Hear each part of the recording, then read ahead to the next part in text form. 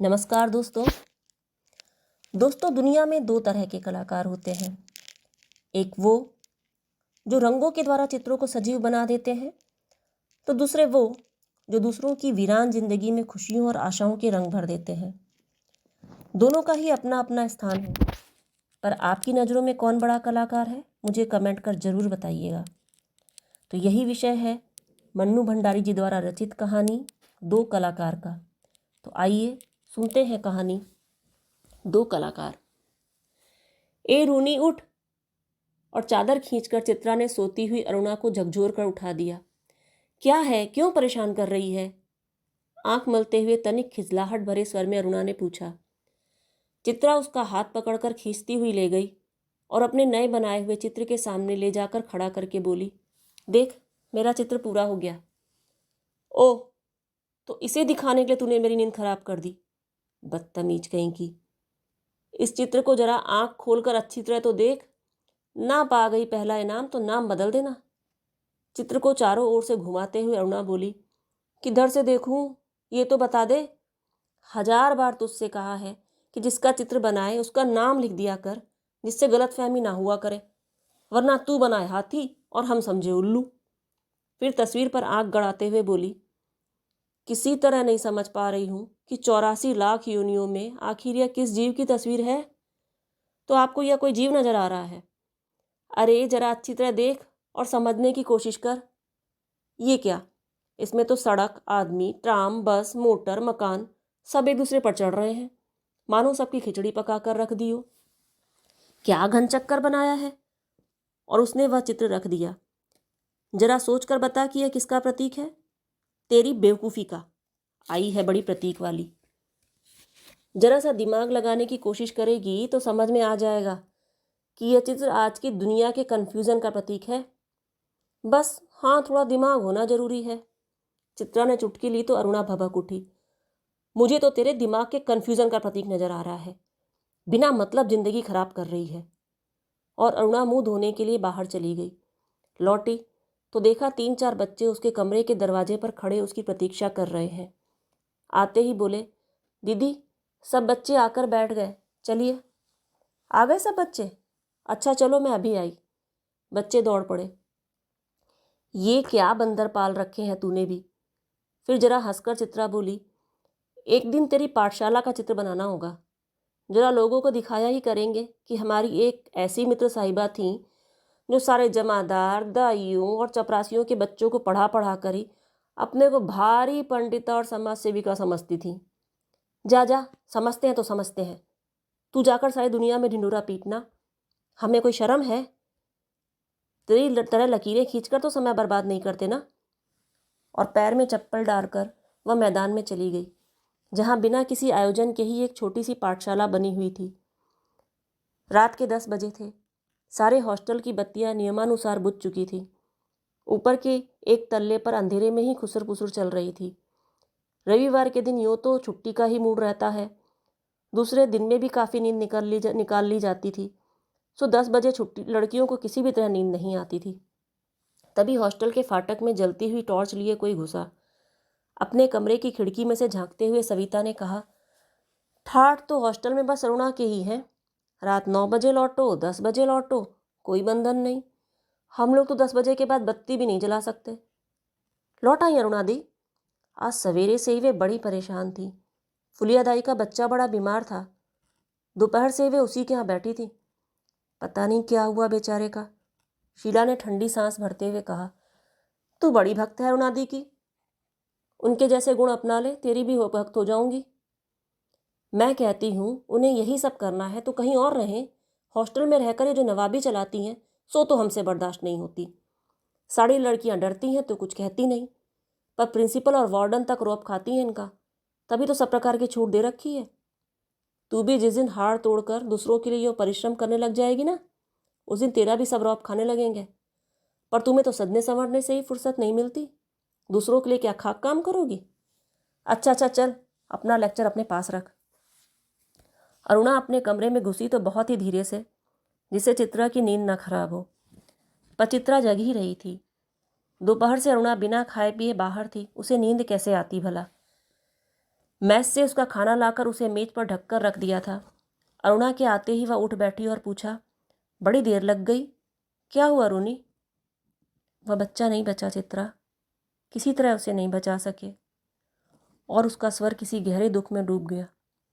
चित्रा ने माचिस लेकर लैंप जलाया और स्टोव जलाने लगी खाना गर्म करने के लिए।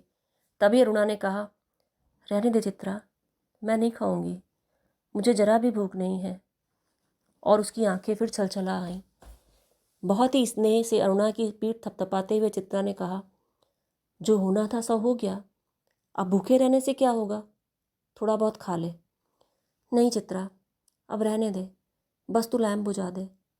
उसके बाद 2-3 दिन तक अरुणा बहुत उदास रही, लेकिन समय के साथ साथ वह गम भी जाता रहा और सब काम ज्यों का त्यों चलने लगा। 4 बजते ही कॉलेज से सारी लड़कियां लौट आईं, पर अरुणा नहीं लौटी। चित्रा चाय के लिए उसकी प्रतीक्षा कर रही थी।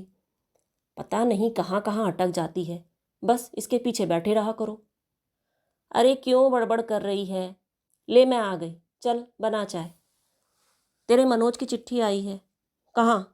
तूने तो पढ़ ही ली होगी फाड़ कर। चल हट, ऐसी बोर चिट्ठियाँ पढ़ने का फालतू समय किसके पास है? तुम्हारी चिट्ठियों में रहता ही क्या है जो कोई पढ़े? बड़े बड़े आदर्श की बातें, मानो खत ना हुआ लेक्चर हुआ। अच्छा अच्छा, तू लिख लिया करना रस भरी चिट्ठियाँ, हमें तो यह सब आता नहीं। वह लिफाफा फाड़कर पत्र पढ़ने लगी। जब उसका पत्र समाप्त हो गया तो चित्रा बोली, आज पिताजी का भी पत्र आया है। लिखा है जैसे ही यहाँ का कोर्स समाप्त हो जाए मैं विदेश जा सकती हूँ। मैं जानती थी पिताजी कभी मना नहीं करेंगे। हाँ भाई, धनी पिता की इकलौती बिटिया जो ठहरी, तेरी इच्छा कभी टाली जा सकती है? पर सच कहती हूँ, मुझे तो यह सारी कला इतनी निरर्थक लगती है, इतनी बेमतलब लगती है कि बता नहीं सकती।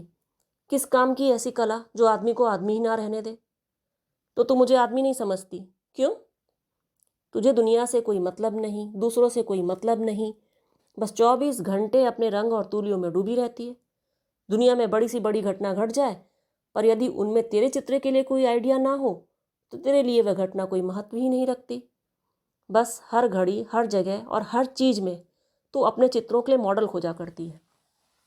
मेरी इस लगन को देखकर ही तो गुरुजी कहते हैं कि वह समय दूर नहीं जब हिंदुस्तान के कोने कोने में मेरी शोहरत गूंज उठेगी। अमृता शेरील की तरह मेरा भी नाम गूंज उठे, बस यही तमन्ना है। कागज पर इन निर्जीव चित्रों को बनाने के बजाय 2-4 की जिंदगी क्यों नहीं बना देती? तेरे पास सामर्थ्य है, साधन है। वह काम तो तेरे और मनोज के लिए छोड़ दिया है। तुम दोनों ब्याह कर लो और फिर जल्दी से सारी दुनिया का कल्याण करने के लिए झंडा लेकर निकल पड़ना। और चित्रा हंस पड़ी, फिर बोली, अच्छा ये बता, तेरे यह सब करने से ही क्या हो जाएगा? तूने अपनी अनोखी पाठशाला में 10-20 बच्चे पढ़ा दिए तो क्या निरक्षरता मिट जाएगी?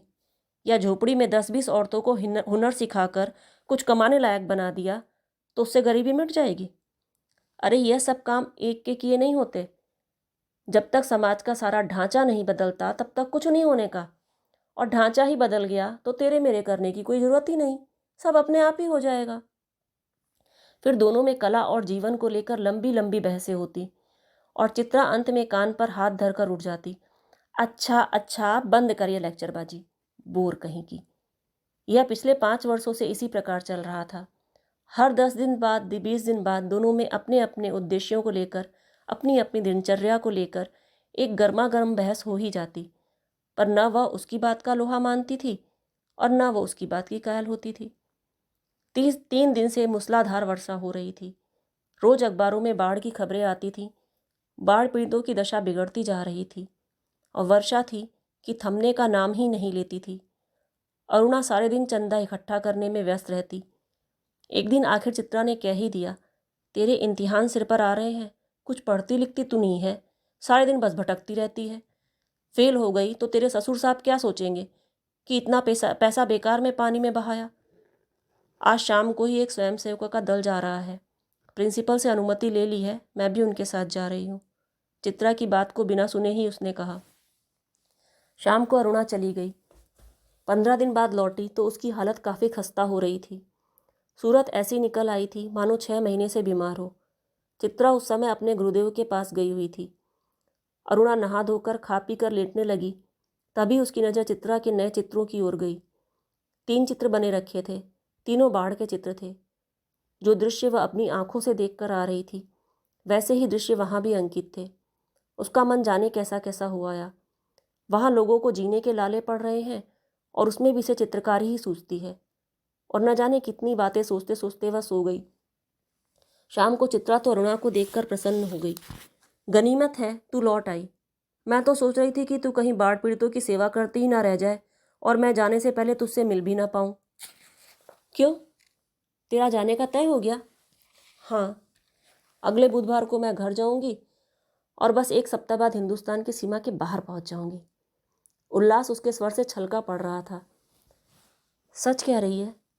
तू चली जाएगी चित्रा? 6 साल से तेरे साथ रहते रहते यह बात ही मैं भूल गई थी कि हमको अलग भी होना पड़ेगा। तू चली जाएगी तो मैं कैसे रहूँगी? अरे 2 महीने बाद शादी कर लेगी, फिर याद भी न रहेगा कि कौन कमबख्त थी चित्रा। बड़ी लालसा थी तेरी शादी में आने की, पर अब तो आ नहीं सकूंगी। अच्छी तरह शादी करना, दोनों मिलकर सारे समाज का और सारे संसार का कल्याण करना। पर अरुणा के कानों में उसकी कोई भी बात नहीं पड़ रही थी। चित्रा के साथ बिताए हुए पिछले 6 सालों के चित्र उसकी आंखों के सामने घूम रहे थे और वह उन्हीं में खोई बैठी रही। क्या सोचने लगी रूनी? मनोज की याद आ गई क्या? चल हट, हर समय का मजाक अच्छा नहीं लगता।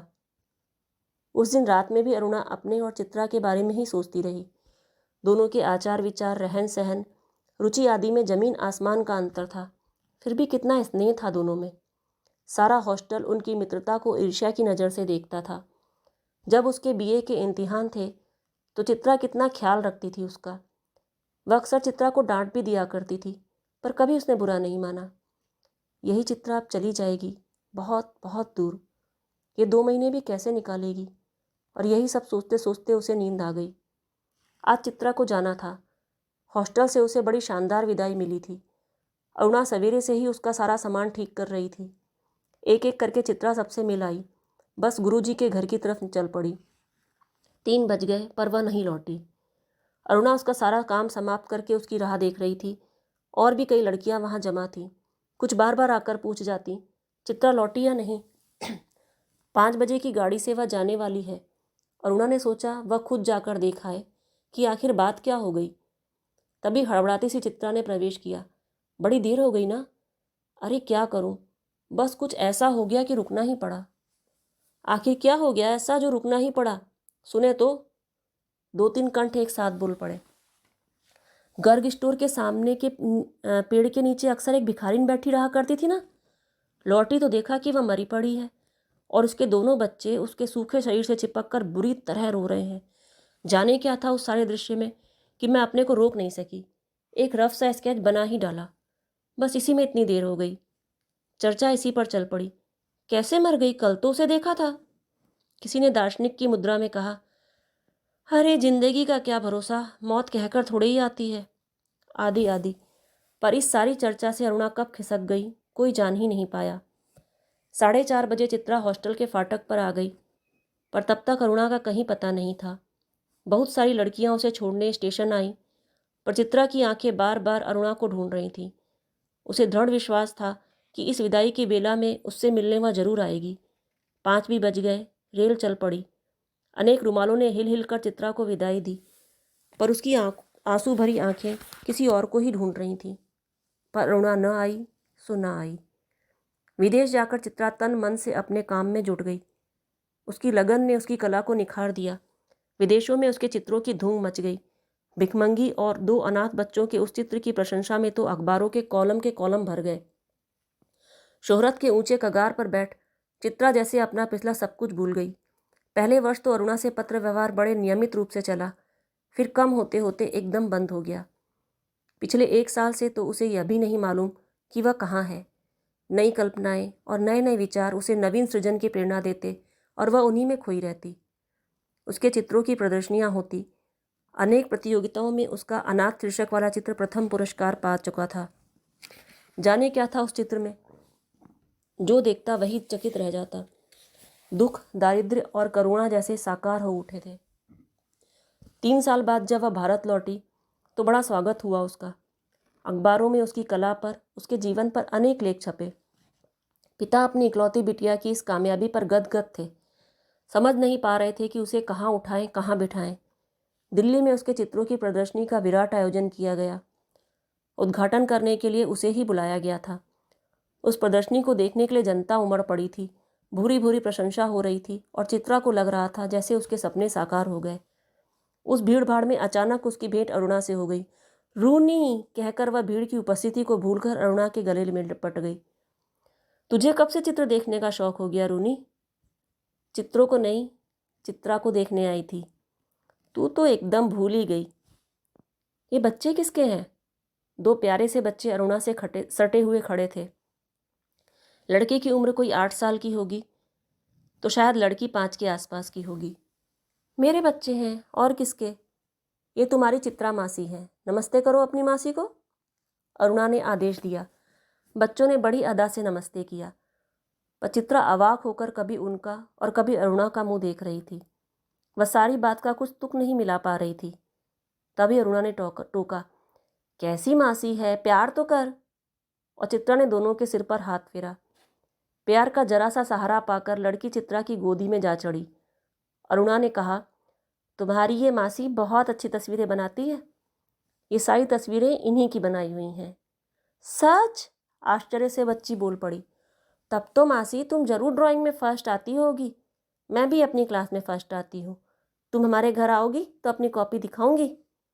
बच्ची के स्वर में मुकाबले की भावना थी। चित्रा और अरुणा इस बात पर हंस पड़ी।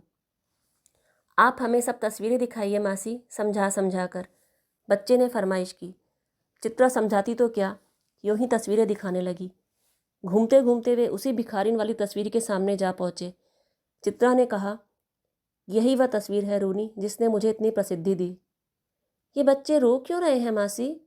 तस्वीर को ध्यान से देखकर बालिका ने कहा, इनकी माँ मर गई है, देखती नहीं मरी पड़ी है, इतना ही नहीं समझती। बालक ने मौका पाते ही अपने बड़प्पन की छाप लगाई। ये सचमुच के बच्चे थे मासी? बालिका का स्वर करुण से करुणतर होता जा रहा था। और क्या, सचमुच के बच्चों को देखकर ही तो तस्वीर बनाई है। हाय राम, इनकी माँ मर गई तो फिर इन बच्चों का क्या हुआ? बालक ने पूछा। मासी, हमें ऐसी तस्वीर नहीं, अच्छी अच्छी तस्वीरें दिखाओ, राजा रानी की, परियों की। उस तस्वीर को और अधिक देर तक देखना बच्ची के लिए असह्य हो उठा था। तभी अरुणा के पति आ पहुंचे। परिचय हुआ। साधारण बातचीत के पश्चात अरुणा ने दोनों बच्चों को उनके हवाले करते हुए कहा, आप जरा बच्चों को प्रदर्शनी दिखाइए, मैं चित्रा को लेकर घर चलती हूँ। बच्चे इच्छा न रहते हुए भी पिता के साथ विदा हुए। चित्रा को दोनों बच्चे बड़े ही प्यारे लगे। वह उन्हें एकटक देखती रही। जैसे ही वे आंखों से ओझल हुए, उसने पूछा, सच सच बता रूनी, ये प्यारे प्यारे बच्चे किसके हैं? कहा तो मेरे। अरुणा ने हंसते हुए कहा, अरे बताओ ना, मुझे ही बेवकूफ़ बनाने चली है। एक क्षण रुककर अरुणा ने पूछा, बता दूं? और फिर उस भिखारिन वाले चित्र के दोनों बच्चों पर उंगली रखकर बोली, यही वे दोनों बच्चे हैं। क्या? विस्मय से चित्रा की आंखें फैली की फैली रह गईं। क्या सोच रही है चित्रा? कुछ नहीं, मैं सोच रही थी कि, पर शब्द शायद उसके विचारों में ही खो गए।